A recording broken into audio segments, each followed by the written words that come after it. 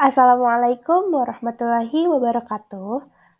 Hai, kembali lagi dengan saya Eva Nuria dari kelas B Pendidikan Matematika, Fakultas Keguruan dan Ilmu Pendidikan Universitas Siliwangi. Video ini dibuat untuk memenuhi salah satu tugas dari mata kuliah Filsafat dan Sejarah Matematika dengan dosen pengampu Bapak Dr. Andes Dedi Nurjamil MPD. Kita akan membahas mengenai pemecahan masalah matematis dan gaya berpikir. Menurut Dahar, pemecahan masalah merupakan suatu kegiatan manusia yang menggabungkan konsep-konsep dan aturan-aturan yang telah diperoleh sebelumnya dan tidak sebagai suatu keterampilan generik. Sumarmo berpendapat bahwa pemecahan masalah adalah suatu proses untuk mengatasi kesulitan yang ditemui untuk mencapai tujuan yang dia inginkan. Sementara itu, Montague mengatakan bahwa pemecahan masalah matematis adalah suatu aktivitas kognitif yang kompleks yang disertai sejumlah proses dan strategi. Berdasarkan pengertian dari beberapa pendapat ahli di atas, melalui analisis sintetis, maka dapat disimpulkan bahwa pemecahan masalah matematis merupakan suatu aktivitas kognitif yang kompleks sebagai proses untuk mengatasi suatu masalah yang ditemui, dan untuk menyelesaikannya diperlukan sejumlah strategi yang tepat melalui pendekatan terstruktur. Jadi pendekatan ini memberikan sense of control dan prediktabilitas yang lebih akurat dalam menangani masalah. Melatih siswa dengan pemecahan masalah dalam pembelajaran matematika bukan hanya sekedar mengharapkan siswa dapat menyelesaikan soal atau masalah yang diberikan, namun diharapkan kebiasaan dalam melakukan proses pemecahan masalah membuatnya mampu menjalani hidup yang penuh kompleksitas permasalahan. Nah, selanjutnya mengenai langkah-langkah pemecahan masalah menurut para ahli. Menurut John Dewey, dalam Carson 2007, mengemukakan 5 langkah pemecahan masalah, yaitu yang pertama, mengenali masalah, yang kedua, diagnosis atau pendefinisian masalah, yang ketiga, mengumpulkan beberapa solusi pemecahan, yang keempat, menduga solusi, dan yang kelima, mengetes dugaan. Menurut Krulik dan Rudnick, ada 5 langkah pemecahan masalah. Yang pertama, membaca. Yang kedua, mengeksplorasi. Yang ketiga, memilih suatu strategi. Yang keempat, penyelesaian. Dan yang kelima, meninjau kembali dan mendiskusikan. Menurut Polya, ada 4 langkah dalam pemecahan masalah. Yang pertama, memahami masalah. Yang kedua, merencanakan pemecahan. Yang ketiga, melakukan rencana pemecahan. Dan yang keempat, memeriksa kembali pemecahan. Menurut Wankat dan Oreovoch dalam Wena, mengemukakan 7 langkah pemecahan masalah. Yang pertama, saya mampu. Yang kedua, mendefinisikan. Yang ketiga, mengeksplorasi. Yang keempat, merencanakan. Yang kelima, mengerjakan. Yang keenam, mengoreksi kembali. Dan yang ketujuh, generalisasi. Selanjutnya, contoh aplikasi pemecahan masalah menurut Polya dalam pembelajaran matematika. Seorang guru mengajukan masalah dengan meminta peserta didik untuk menemukan panjang diagonal balok dengan panjang, lebar, tinggi telah diketahui. Yang pertama, menurut Polya yaitu memahami masalah. Yang diketahui dari soal tersebut adalah panjang, lebar, dan tinggi balok. Karena panjang, lebar, dan tinggi balok tidak berupa angka, maka dimisalkan dengan A, B, dan C. Yang ditanyakan adalah panjang diagonal dari balok. Panjang diagonal dimisalkan dengan X. Selanjutnya yang kedua, merencanakan pemecahan. Untuk menyelesaikan masalah ini, bisa dilakukan dengan menggambar balok tersebut.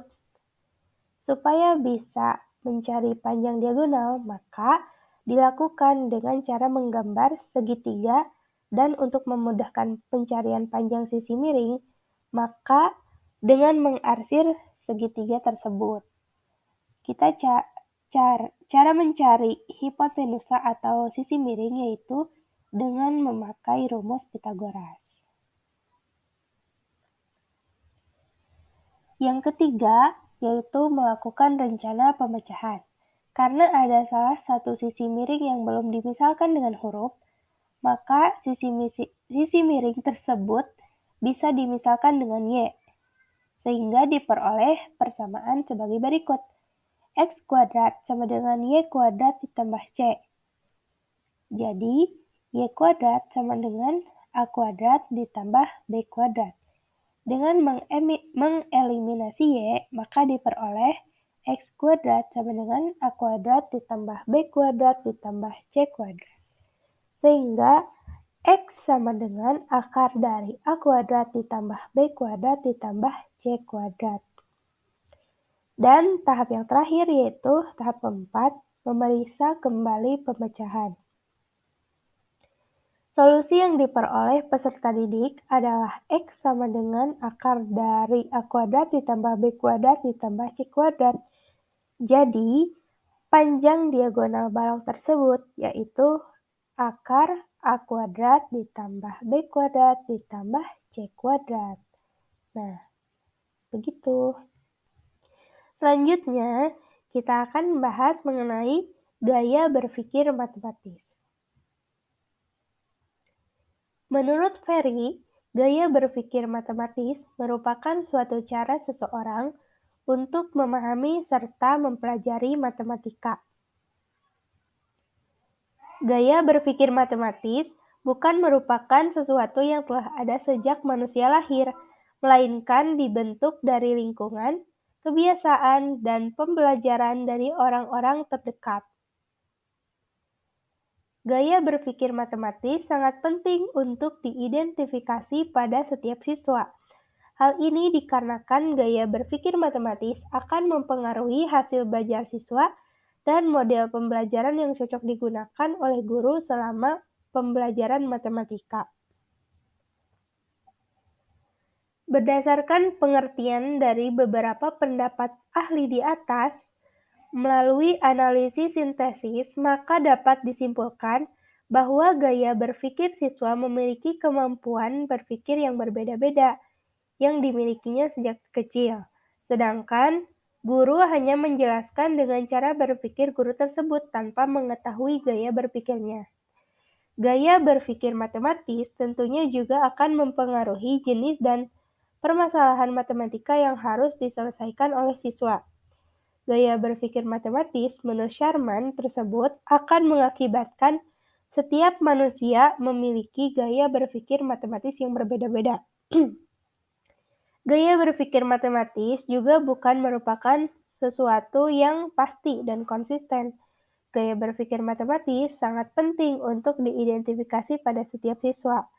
Menurut pendapat Vale dan Barbosa, mengenai gaya berpikir matematis tersebut, dapat dikatakan bahwa gaya berpikir matematis sangat mempengaruhi hasil belajar siswa. Selanjutnya, mengenai jenis-jenis gaya berpikir. Pada umumnya, terdapat 4 jenis kategori gaya berpikir dalam otak manusia. Yang pertama, gaya berpikir sekuensial konkret atau SK. Gaya berpikir sekuensial konkret merupakan gaya berpikir di mana si pemikir berpegang pada kenyataan dan proses informasi dengan cara yang teratur, linear, dan sekuensial. Bagi si pemilik gaya berpikir SK ini, realitas terdiri dari beberapa yang mereka ketahui, yang diperoleh melalui indera fisik mereka, yang meliputi indera penglihatan, indera pendengaran, indera peraba, indera penciuman, dan indera perasa mereka. Mereka memperhatikan dan mengingat realitas dengan mudah dan mengingat fakta-fakta, informasi, rumus-rumus, dan juga aturan-aturan khusus dengan mudah. Yang kedua, ada gaya berpikir acak konkret atau AK. Gaya berpikir acak konkret atau AK ini memiliki sifat eksperimental yang diiringi dengan perilaku yang kurang terstruktur. Seperti halnya pada gaya berpikir SK, maka berdasarkan pada kenyataan, tetapi ingin melakukan pendekatan coba salah. Oleh karena itu, mereka sering melakukan lompatan intuitif yang diperlukan untuk pemikiran yang kreatif yang sebenarnya. Si pemikir AK ini memiliki dorongan yang kuat untuk menemukan alternatif dan mengerjakan segala sesuatu dengan cara dan keinginan mereka sendiri. Yang ketiga, gaya berpikir pemikir acak abstrak atau AA. Gaya berpikir pemikir gaya acak abstrak atau AA merupakan cara berpikir yang tertarik pada nuansa dan sebagian lafri cenderung kepada mistisisme.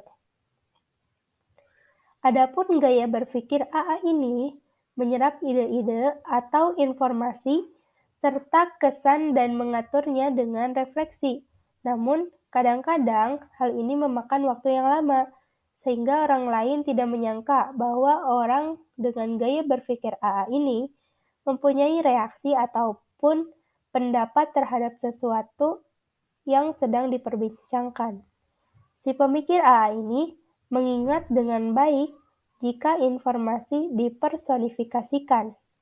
Perasaannya juga dapat meningkatkan atau mempengaruhi gaya belajar mereka.